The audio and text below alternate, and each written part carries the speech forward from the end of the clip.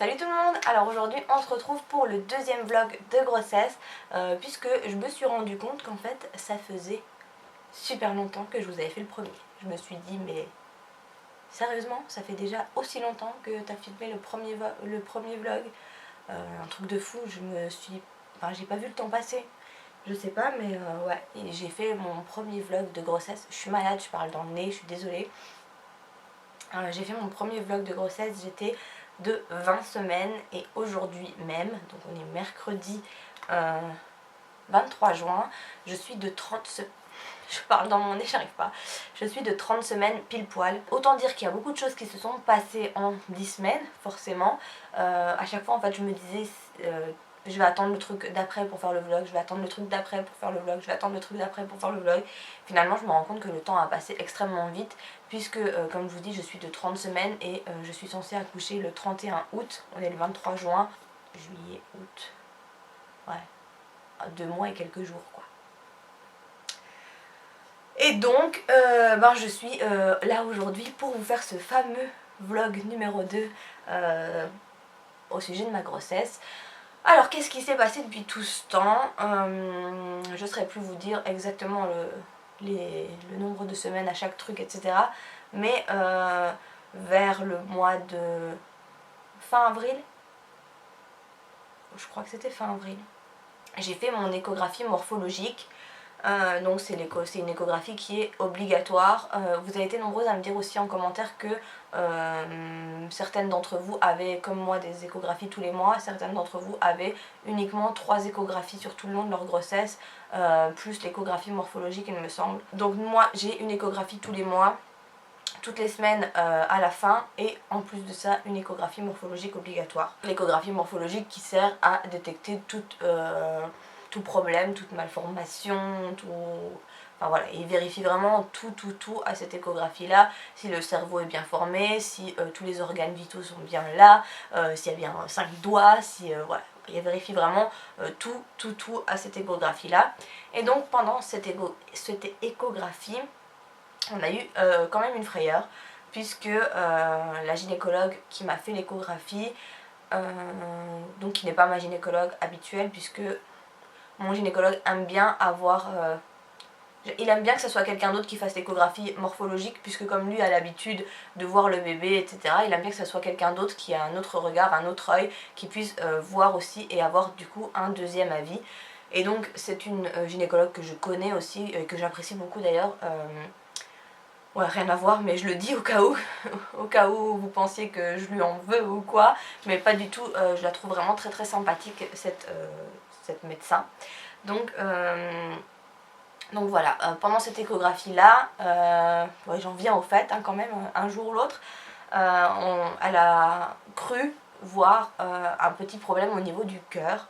Donc apparemment il y aurait eu l'aorte, ouais, l'aorte qui aurait été un peu plus large que la normale, et donc elle préférait que je voie un spécialiste, donc qui s'appelle un pédocardiologue, ouais. Donc c'est quelqu'un qui est spécialisé dans les cœurs de bébé, les échographies de cœurs de bébé, etc. Donc qui se trouvait à la capitale, donc la capitale de la Belgique, puisque je suis belge, donc à Bruxelles. Donc je suis allée voir ce médecin-là 3 semaines plus tard, puisque j'avais pas eu rendez-vous plus tôt. J'aurais préféré, parce que du coup je vous dis pas pendant 3 semaines mon état. Ouais, j'étais carrément pas bien, et en plus carrément invivable, puisque forcément quand on entend quelque chose comme ça à propos de son bébé, on se dit merde, qu'est-ce qui se passe, qu'est-ce qui va se passer. On cherche sur internet, et je vous déconseille fortement de faire la même chose que moi si jamais un jour il vous arrive ça, parce que sur internet on en lit mais de toutes les couleurs, quoi. Franchement, j'ai lu de ces trucs, voilà quoi, je me mettais à pleurer devant mon ordinateur tellement je me disais mais mon Dieu, qu'est-ce qui va se passer, etc. Ouais, voilà, donc franchement, si jamais un jour il vous arrive quelque chose comme ça, attendez votre rendez-vous, essayez d'être serein, mais n'allez pas voir sur internet. En tout cas, je vous souhaite pas de quelque chose comme ça, mais vraiment, voilà, ne cherchez pas sur internet si jamais voilà. Donc on en vient au fameux rendez-vous à Bruxelles, et ce jour-là, du coup, la spécialiste commence l'échographie, etc. pour regarder, à ce moment-là, c'est une échographie qui a duré au moins une demi-heure, 3/4 d'heure, et elle n'a fait que regarder que le cœur, que ça. Elle n'a rien regardé d'autre, vu qu'elle est spécialisée dans le cœur, elle n'a regardé que ça, donc voilà, on a vu que ça pendant une demi-heure, 3/4 d'heure, facile, et là, soulagement total. En fait non, je sais pas ce qui s'est passé, si c'est au moment de l'échographie morphologique où l'aorte était un petit peu plus développée, etc. Mais au moment de l'échographie par la spécialiste, tout était redevenu normal, il n'y avait pas de problème, elle a rien vu. Elle n'a rien vu de bizarre ou d'anormal, tout est très bien. Alors elle dit oui, il y a peut-être un petit millimètre plus large que d'habitude, mais il n'y a rien de grave, qui pourrait mettre le bébé en danger. Elle nous a comparé ça à quelqu'un, par exemple, on va dire moi je sais pas si j'ai des petites mains, mais on va dire ça comme ça, on va dire moi j'ai des petites mains et mon voisin a des grandes mains, voilà, c'est un trait, une caractéristique de la personne, et peut-être que moi j'ai une plus petite aorte et elle a une aorte d'1 millimètre plus grand que les autres, mais rien de fou quoi, rien de grave, et c'est le principal. Donc voilà, après ce rendez-vous là, j'ai enfin pu soulagement et puis penser à autre chose quoi, parce que sincèrement, pour vous dire la vérité, quand on a quelque chose comme ça, on ne pense qu'à ça H24, et donc c'était pas chouette. À partir de ce moment-là, je me suis sentie vraiment beaucoup mieux. C'est aussi de ce fait-là que j'ai fait un petit peu moins de vidéos à ce moment-là, parce que y a des jours où, vous vous doutez bien, j'avais pas vraiment le cœur à ça. Et puis comme j'attendais ce fameux rendez-vous, je voulais pas non plus vous faire de vlog de grossesse, parce que j'attendais de savoir, j'avais pas envie de filmer et de parler de ça sans savoir. Maintenant je vous filme ça parce que voilà, c'est passé depuis un moment et je sais qu'il n'y a pas de problème, je sais qu'il n'y a pas de danger, je sais qu'il n'y a rien et que tout va bien, et c'est principal. Qu'est-ce qui s'est passé? Oui, j'ai fait le test de diabète de grossesse. Mon gynécologue m'avait dit qu'il y avait de grandes chances que je sois positive au diabète de grossesse, puisque à ma première grossesse, donc j'ai un petit garçon de 3 ans et demi, si jamais vous arrivez et que vous ne le savez pas, donc pour mon fils, pendant ma grossesse, j'ai fait du diabète de grossesse. Donc il m'avait dit, il y a de grandes chances que tu l'aies encore une fois, puisque en général, c'est ce qui se passe. Donc j'ai fait le test, et aujourd'hui même, j'ai eu rendez-vous avec lui, et donc il m'a donné les résultats de mon fameux test de diabète, et négatif, je n'ai pas de diabète de grossesse, donc victoire, franchement ça me fait trop plaisir, parce que pendant la grossesse de mon fils je l'avais fait et ça n'avait pas été une partie de plaisir. Ouais, j'avais été restreinte beaucoup au niveau de la nourriture, faire vraiment attention à ce que je mangeais, je devais me piquer le doigt et mesurer la quantité de sucre dans mon sang toutes les 6 fois par jour. Donc voilà, c'était pas super bien. Et donc là je suis vraiment très contente que cette fois-ci c'est négatif. Donc je sais pas pourquoi la première grossesse ça a été positif et cette fois-ci c'est négatif, mais toujours est-il que je suis super contente, c'est nickel.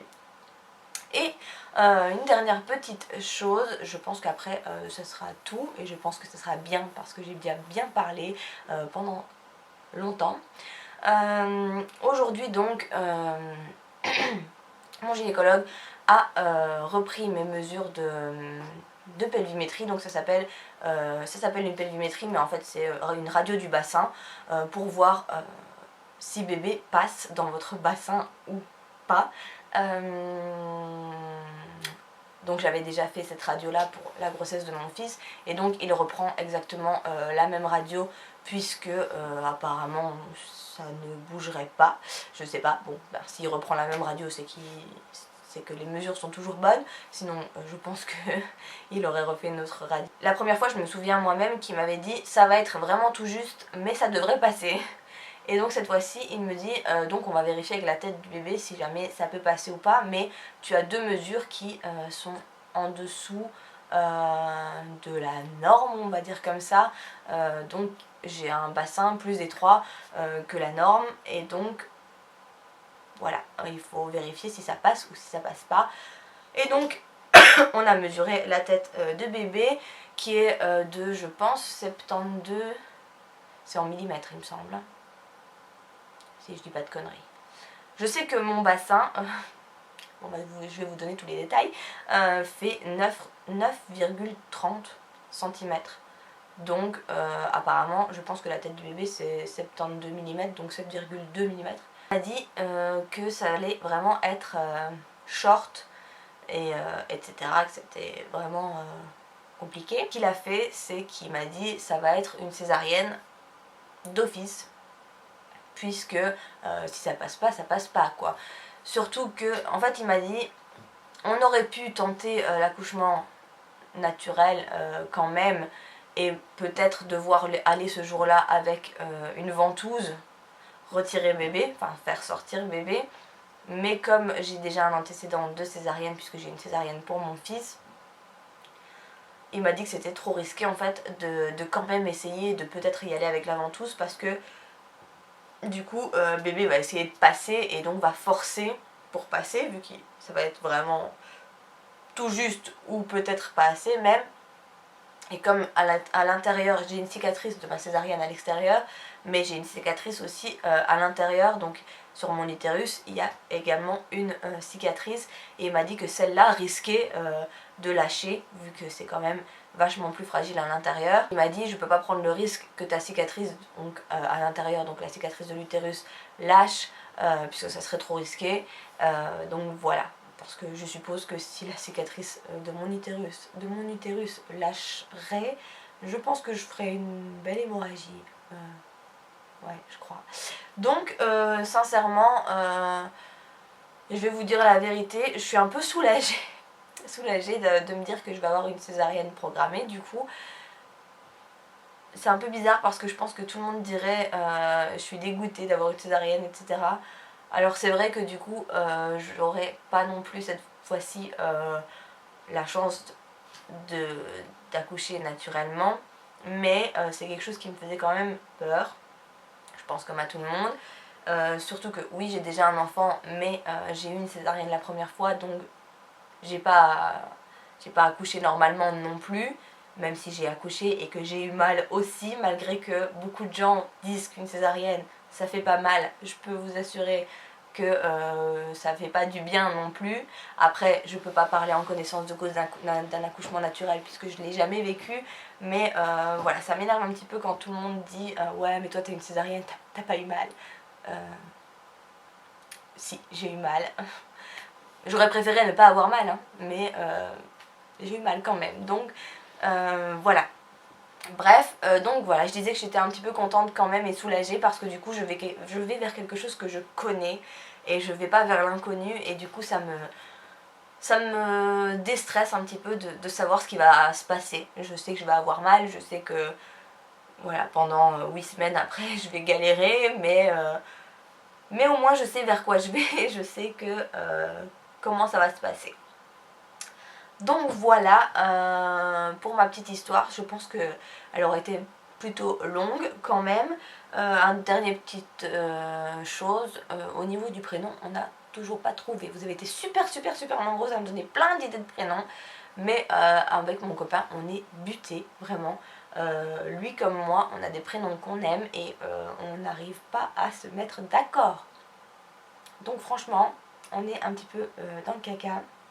Puisque du coup mon accouchement était prévu pour le 31 août, mais comme du coup ça va être une césarienne programmée, mon gynécologue m'a dit que ça serait autour du 15 août, j'ai eu du mal, j'ai bugué, ça serait aux alentours du 15 août, donc la date je ne l'ai pas encore, je l'aurai à mon prochain rendez-vous, mais il m'a dit que ce serait aux alentours du 15, et du coup ben, ça réduit de 15 jours la fin de ma grossesse. Et donc en gros, là on est le 23 juin, imaginons qu'on fasse ça le 15, puisqu'il m'a dit aux alentours du 15, on va dire, imaginons qu'on fasse ça le 15, ben il me reste moins de 2 mois pour trouver un prénom. Enfin voilà, j'espère que j'aurai été plus ou moins claire dans mes petites explications, enfin mes grandes explications, parce que c'est un peu compliqué à expliquer tout ce que je vous ai expliqué aujourd'hui, donc j'espère que j'aurai été plus ou moins claire et qu'on aura quand même compris ce que je voulais dire. Mais voilà, en gros, cette échographie au niveau du cœur, etc., tout va bien, je le répète encore une fois, tout va très très bien de ce côté-là, donc pas d'inquiétude et voilà. Et au niveau de mon bassin trop étroit, et ben voilà, ça sera une césarienne programmée et puis c'est comme ça. Si jamais vous avez déjà eu une césarienne programmée, n'hésitez pas à m'en parler dans les commentaires.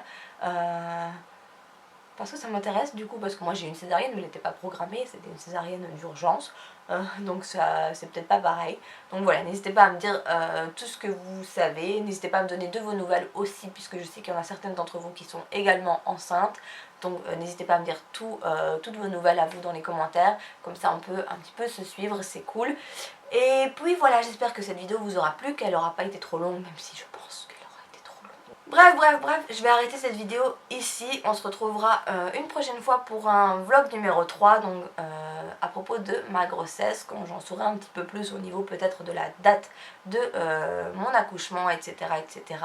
Et puis j'essaierai de faire ça un petit peu plus rapidement que dans 10 semaines, parce que du coup dans 10 semaines, je serai de 40 semaines, et du coup j'aurai accouché. Donc je vais essayer quand même de vous faire un vlog avant d'accoucher. Je vais essayer. Voilà, je vais arrêter cette vidéo ici parce que je sens que sinon je vais jamais l'arrêter. Je vous fais plein de gros bisous et je vous dis à très bientôt pour une prochaine vidéo. Bye bye.